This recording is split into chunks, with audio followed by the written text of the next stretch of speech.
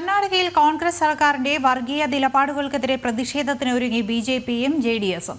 സർക്കാർ കരാറുകളിൽ 4% മുസ്ലിം സംവരണത്തിന് മന്ത്രിസഭ അംഗീകാരം നൽകിയത് മതവിവേചനമാണെന്നും ബിജെപി കുറ്റപ്പെടുത്തി.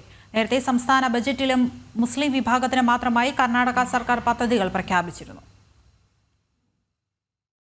കർണാടക സർക്കാരിന്റെ തുടർച്ചയായ മുസ്ലിം പ്രീണന വർഗീയ നിലപാടുകൾക്കെതിരെ പ്രതിഷേധം ശക്തമാക്കുകയാണ് ബിജെപിയും ജെഡിഎസും. സംസ്ഥാനത്ത് സർക്കാർ കരാറുകളിൽ മുസ്ലിം സംവരണത്തിന് മന്ത്രിസഭ അംഗീകാരം നൽകിയതിനെ ബിജെപി രൂക്ഷമായി വിമർശിച്ചു. കരാറുകാരുടെയോ കമ്പനിയുടെയോ ഗുണനിലവാരം പരിശോധിക്കാതെ മതത്തിന്റെ പേരിൽ മാത്രം സംവരണം നൽകുന്നത് വർഗീയ നിലപാടാണെന്നും ബിജെപി കുറ്റപ്പെടുത്തി. വിവിധ സർക്കാർ വകുപ്പുകൾ, ഏജൻസികൾ, സ്ഥാപനങ്ങൾ എന്നിവയ്ക്ക് കീഴിലെ എല്ലാ പൊതുമരാമത്ത് കരാറുകളുടെയും 4% മുസ്ലിം വിഭാഗത്തിന് സംവരണം ചെയ്യുന്നതിനാണ് കഴിഞ്ഞ ദിവസം മന്ത്രിസഭ അംഗീകാരം നൽകിയത്. നേരത്തെ സംസ്ഥാന ബജറ്റിൽ മുസ്ലിം വിവാഹങ്ങൾക്ക് 50,000 രൂപ ധനസഹായം, മുസ്ലിം വിദ്യാർത്ഥികൾക്ക് മാത്രം പ്രത്യേക സ്കോളർഷിപ്പ്, വഖഫ് സ്ഥാപനങ്ങളുടെ പരിപാലനത്തിന് 150 കോടി രൂപയുടെ സഹായം, ബംഗളൂരുവിലെ ഹജ്ജ് ഭവന്റെ വിപുലീകരണം തുടങ്ങി ഒരു മതവിഭാഗത്തിന്റെ മാത്രം ക്ഷേമത്തിന് വേണ്ടിയുള്ള പ്രഖ്യാപനങ്ങളും കോൺഗ്രസ് സർക്കാർ നടത്തിയിരുന്നു. ജനം, ഡൽഹി.